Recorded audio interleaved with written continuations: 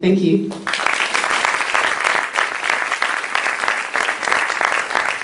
Thanks, Nikki, for having me over. My first talk in Melbourne. Thanks to the board of you guys for helping out. You guys are high energy. Good to meet you finally. Thanks to the people I haven't met yet who are helping put on this show. This mic's too loud. Is it too loud? Is it cool? Sweet. All right. So yeah, and thank you all for coming here, because you guys and girls make this a reality for me. You know, my passion, my life purpose is helping people help themselves get healthy and fit, and we save the animals and the planet at the same time. You know, so I've been a personal trainer since 1999, on and off, working in the health and fitness industry, the bicycle industry, food industry. So I've seen a lot of things come and go. A lot of fads, a lot of hype, a lot of lies, a lot of marketing, a lot of facts, and a lot of sincere people, but sincerely wrong. It's I got an email from a friend the other day, a mathematician friend, and Harley, I've got hemorrhoids, I've got constipation problems, and I get a lot of digestion issue emails all the time. So I said, cool, tell me more. So I said, the constipation is really bothering me, the hemorrhoids, what do I do? So you've got two options. Alright, tell me the options. This is on a Google chat. First option, go vegan. Increase the soluble fibre in your diet. Vegans typically don't have constipation issues. And my friend's going, that's extreme. Vegan, where do I get my protein from? Where do I get my iron and zinc? That's extreme, Harley. I'm a mathematician. I know that's not working. So you've got another option. My friend's like, okay, what's the other option? I'm like, you're a mathematician, yeah? They're like, yeah, mathematician. All right, well, your second option is to work it out with a pencil. Constipation, work it out with a pencil. My friend didn't get it straight away either, but after a while they're like, yeah. So I'll send him an MP3 file with some interesting stuff. Haven't heard back from him, but the hardest thing about being healthy and fit is watching your friends and family destroy their health. By ignorance, by apathy, or by fear. A lot of people in the health movement go, I know that makes sense, my heart says that's the right thing to do, it lines up with my intuition, but no one else is doing it. How come no one else is doing it? Or hardly anyone's doing it. How come the doctors don't say to do it? That's a good question. We live in a monetary system, a monetary world, and tonight I'm going to tell you a lot of things you probably already know. I'm just going to reinforce fact, reinforce information, but a few of you, I might tell you things that are going, hang on, that's not true. So I encourage people, don't just believe me. Tonight, go home, do your own homework, jump on the internet, cross-check it with your heart, follow your intuition, and use common sense. Because in society, we've lost that ability to critically think. We turn on the television, we turn on the radio, we look at the media, and we wait for Channel 7 to tell us how to get fit and healthy. We watch like Today Tonight says, bananas make you fat. If bananas made you fat, I'd be obese. Because I've got people who know the website, 30 bananas a day. Hands up, who's seen that website? Cool, wow, that's awesome. So people say, how did you eat 30 bananas a day? I'm like, no, I eat up to 70 a day. And they're like, dude, you are nuts. I'm not nuts, man. I'm bananas.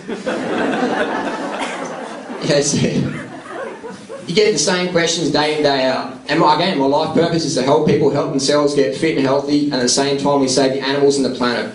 It's not some dogma or idealism or spiritual woo-woo bullshit. It's real stuff.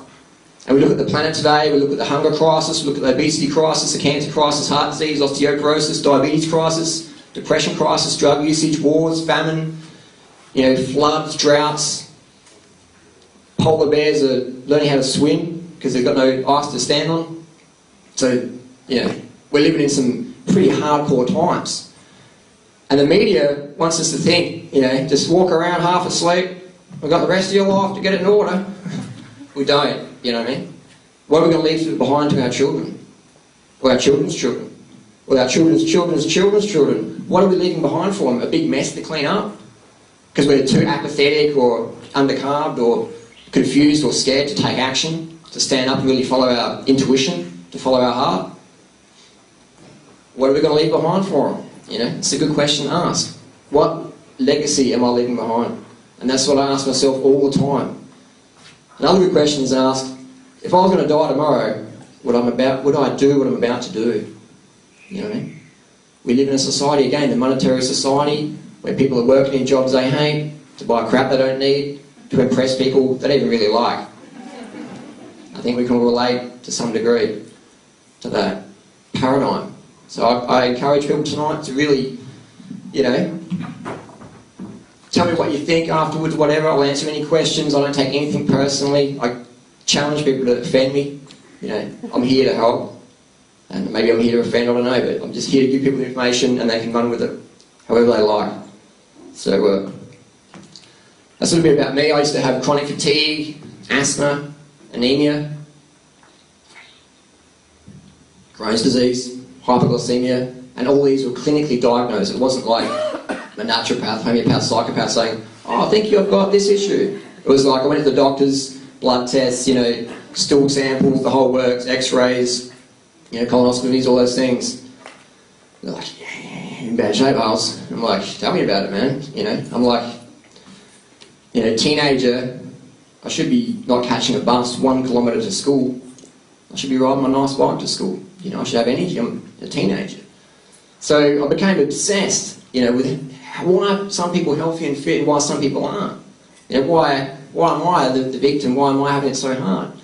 So it's been a blessing. You know, I'm glad I got so sick because it forced me to ask questions. It forced me to take advice from people getting the results I desire. It forced me to just follow my heart. So without getting sick, who knows what I'd be doing now? I'd probably be working in some job I hated by crap I didn't need to impress people I don't even really like. You know? So a lot of people tonight, maybe some people got cancer here or some real health issues. And that can be a burden or it can be a gift.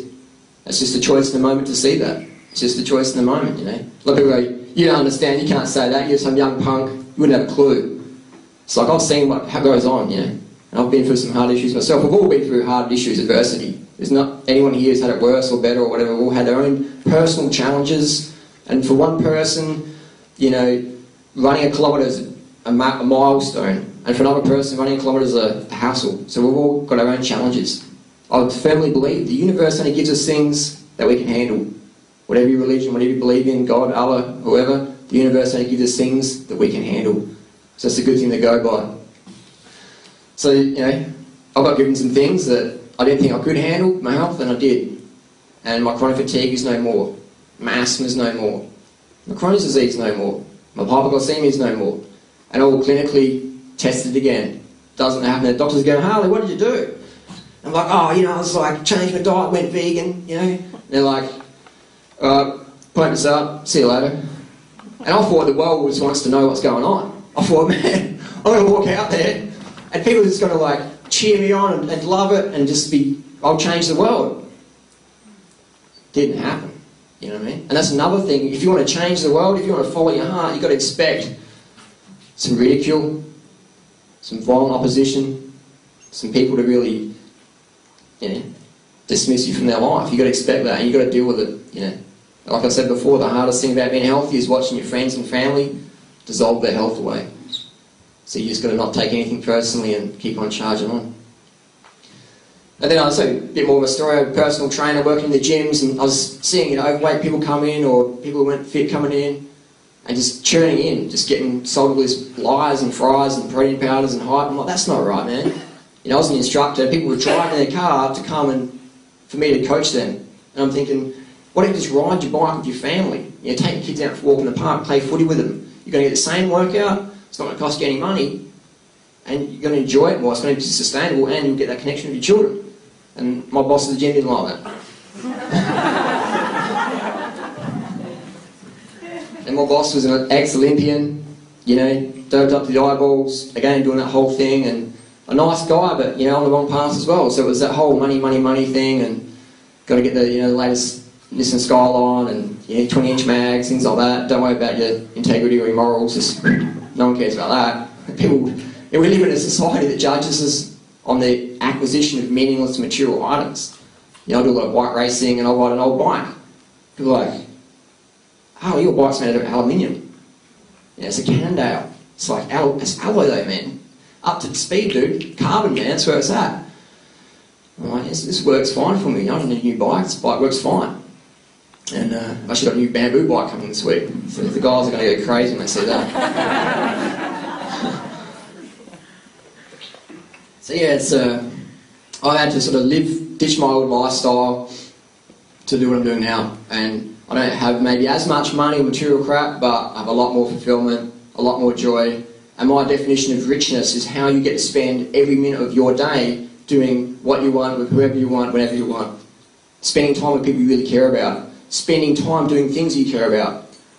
You know, that's my definition of richness. So again, my personal conclusions. They might not be yours, but I enjoy sharing them, and I enjoy people listening. So I've got a big ego and I love talking about myself.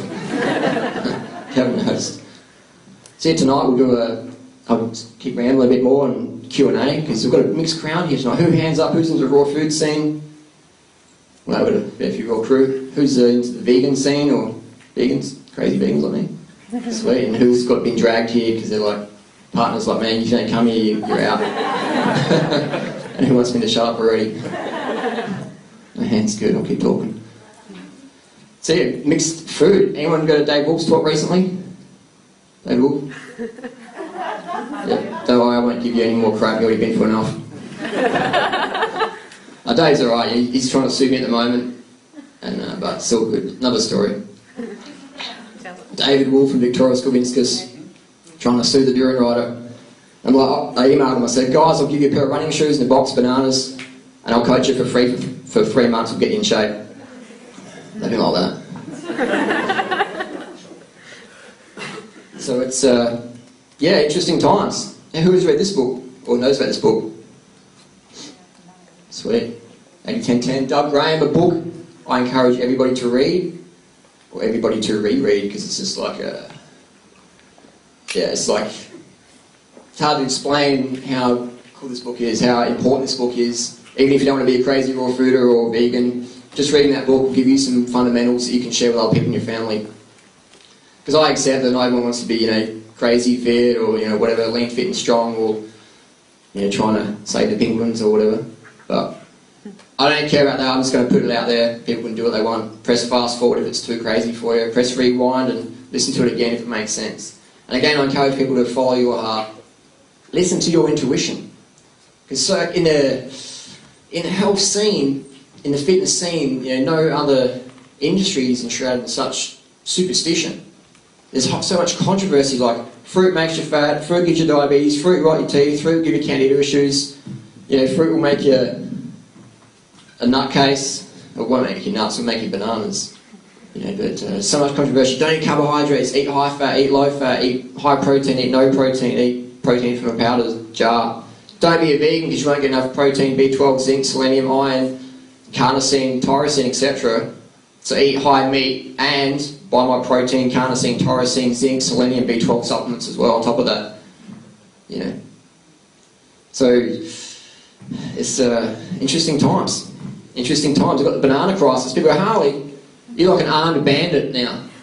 You know, you've got a balaclava on stealing bananas. So I bought some bananas in the shop around the corner, and I said to the checkout person, I said, do you have to remove the security tag on the bananas? And she didn't get it. I said, oh, no, I just scanned them and it's okay. I'm like, but these are bananas, man. This is like gold bars. And then she got it. It's $5. It's not too bad. In Adelaide, we've got bananas, $18.75 a kilo. I took a photo of bananas and put it on my Facebook page. Had like 70 comments. You know, it's like, who's on my Facebook? You know, yeah, wow, I've got some Facebook crew. Nice. So I find that entertaining, you know. I'm taking a photo of fruit and put it on my Facebook page, and I said, I've got to sell my bikes this week to eat. I got a few friends from around the world, like, oh, I've seen your bike, I've got a spare bike in Byron, Canada, you know, like, just kidding. You know. So we've got the bananas for $5, we've got the old Tim Tam originals, like $2.80. You know, and these bananas come from northern New South Wales. And these come from like all over the world, like the ingredients, you know. And what I find is cool about bananas is they hide the ingredients on this little flap here. So you know, if they're hiding it from you, it's like something's up. So we've got you know, sugar, wheat flour, vegetable oil, cocoa mass, colours, E50, E150, you know, emulsifiers, flavours, raising agents, etc. So you've got products from all around the world, and think of all the industries that would have to be created, and the trucks and the factory. And you've got the old banana on the tree, goes in the packing shed, into the box, to the market, to the shop, not much. But this is like a massive factory, all this crazy stuff, and this is cheaper than the old piece of fruit. I think that's outrageous. You know, outrageous. One Tim Tam is about 100 calories we got. Yeah. So one Tim Tam, 100 calories, you got 11 Tim Tams. So you got 1,100 calories for $2.80, and you got about 400 calories for $5. You know, so people go, oh, this fruit thing's too expensive. And my reply to that is, what better investment is there in your health? So what better investment is there than your health? What provides better returns? What gives you better market share? What gives you better experience? I've got friends with Porsches, GTR 3, you know, 4-drive twin turbs, you know, just hating it because they're like, their kids are falling apart, their relationships are falling apart, so they spend all the time at work to get all these fancy things because they think, if I just get that next thing, then people will award my achievement and then I'll get that. That's the when-then theory. When this happens, then I can be happy. Until then, I've got to be miserable and have the frowns and the worry and the psychiatrist and the psychologist and the mistress and the cocaine. You know, I've got friends who are addicted to cocaine living in the poverty-stricken areas in Adelaide. I've got friends addicted to cocaine who live in Hollywood. You know, same drug, same issues, totally different financial situations. So money is good, but as people know, money doesn't make you happy. Because if it made you happy, you wouldn't see celebrities, you know, their life.